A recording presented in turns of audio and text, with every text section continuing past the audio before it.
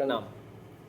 तो भैया, exit poll के रिज़ल्ट्स जो हैं वो आ चुके हैं। एग्ज़िट पोल्स ये कह रहे हैं कि बीजेपी प्रेजेंट गवर्नमेंट जो है वो ही वापस से बनने जा रही है, और इसको लेकर मार्केट पे क्या इम्पेक्ट आएगा उसके लिए अभी हम आज डिस्कशन करेंगे।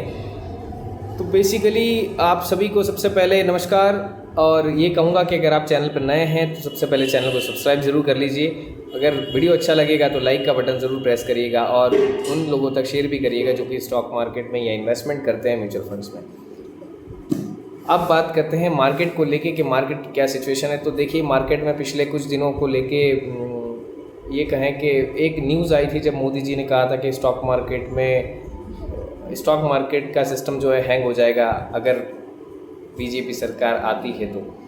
और अमित शाह जी ने भी उसी के कुछ दिन पहले, 1-2 दिन पहले स्टेटमेंट दिया था कि आप कुछ भी लेके खरीद के रख लो, 4 तारीख के बाद जो है वो तेज़ी से बढ़ेगा।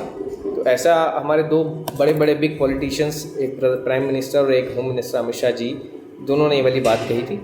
तो बेसिकली इसके बेस पे बेसिकली इन्वेस्टिंग नहीं की जाती है, क्योंकि इन्वेस्टर को अपना पर्सपेक्टिव देखना होता है कि वो किस चीज़ के लिए इन्वेस्टिंग कर रहे हैं। वो लॉन्ग टर्म के लिए इन्वेस्टिंग कर रहे हैं, शॉर्ट टर्म के लिए कर रहे हैं, या फिर वेल्थ क्रिएशन के लिए कर रहे हैं। तो हर चीज़ में एक फ़र्क होता है। तो ये सब डिसीज़न तो अपने फाइनेंशियल एडवाइज़र से ही लें, उसके बाद ही आप डिसीज़न के लिए जाएँ कि कैसे कब कैसे क्या करना होता है। खुद से एडवाइज़र बनने की कोशिश ना करें।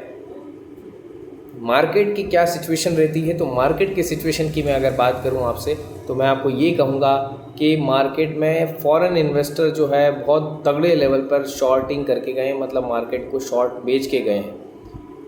उन्होंने क्या अनुमान लगाया था, किस सिचुएशन को देख के लगाया था नहीं पता, बट 88,000 करोड़ की इंडेक्स में शॉर्टिंग हुई है, जो कि it's not normal for market.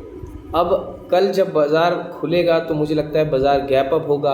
अब गैप अप होने के बाद में फॉरेन इन्वेस्टर जो अपनी शॉर्ट किया हुआ है इंडेक्स में वो अपनी कवर करेगा, तो मार्केट में और बड़ी रैली आ सकती है।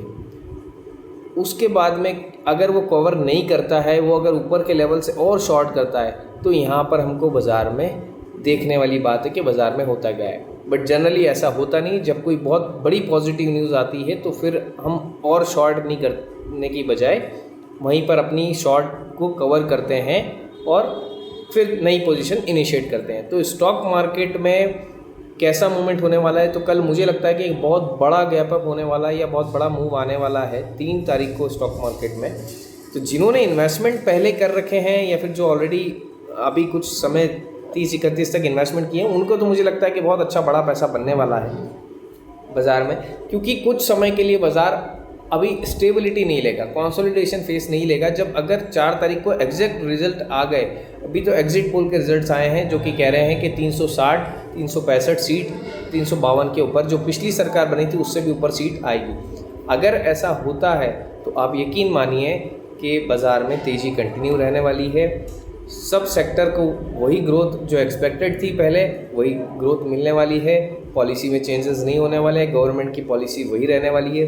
तो यकीन मानिए कि बाज़ार में तेज़ी कंटिन्यू रहेगी और बाज़ार में गिरावट मुश्किल है। तो कंसोलिडेशन फेज ज़रूर देख सकते हैं कुछ समय के लिए, बट वापस से बाज़ार में पिकअप होगा और बाज़ार बहुत तेज़ी से ऊपर की तरफ बढ़ेगा।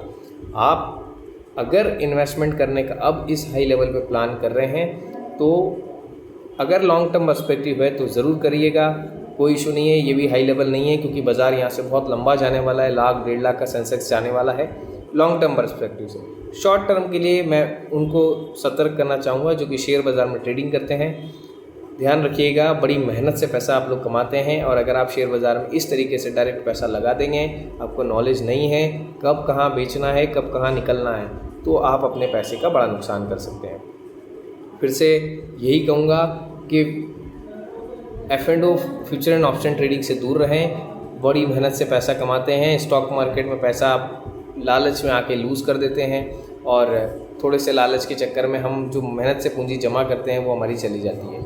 हमको जो मिशन होता है, जो हमको पैसा होता है, वो वेल्थ क्रिएशन का होता है कि हमको वेल्थ को क्रिएट करना है, पैसा बनाना है, लिक्विडिटी बनाना है। बट इसकी वजह उल्टा हो रहा है। नए नए युवा में देख रहा हूँ, नए नए यंगस्टर्स में देख रहा हूँ, नए नए एडल्ट्स में देख रहा हूँ, नए नए कपल्स में देख रहा हूँ जो कि स्टॉक मार्केट में उतर रहे हैं और स्टॉक मार्केट में उतरने के बाद में विदाउट प्रॉपर गाइडेंस, लालच के चक्कर में वो थोड़े से पैसे कमाते हैं और फिर बाद में बहुत बड़ा नुकसान कर देते हैं। कुछ लोग तो इवन ऐसे हैं जिन्होंने लोन तक ले लिया है और लोन लेके बड़े बड़े 30-30 लाख, 40-40 लाख, 10-10 लाख, 15-15 लाख के नुकसान कर रहे हैं और आने वाले 10 से 15 साल तक का वो लोन ही भरेंगे। तो मेरा सजेशन जो है आपको सिर्फ यही है कि इस तरीके से कोई भी काम ग्रीड में आकर मत करिए। पूंजी बड़ी मेहनत से जमा होती है, उसका डिसीजन सही समय पे सही तरीके से लीजिए। अच्छा लगे, पसंद आए तो शेयर कर दीजिएगा उन लोगों तक जिन लोगों को इसकी सबसे ज़्यादा ज़रूरत है और स्टॉक मार्केट से रिलेटेड, इन्वेस्टमेंट से रिलेटेड या फिर किसी भी फाइनेंशियल प्लानिंग से रिलेटेड अगर आपको क्वेरी रहती है, इन्वेस्टमेंट करना रहता है, समझना रहता है, इनकम को कैसे मैनेज करना रहता है, डिटेल में एक्सपांशन जानने के लिए आप हमारे साथ बने रहें। आप हमें संपर्क कर सकते हैं। Bye bye, take care.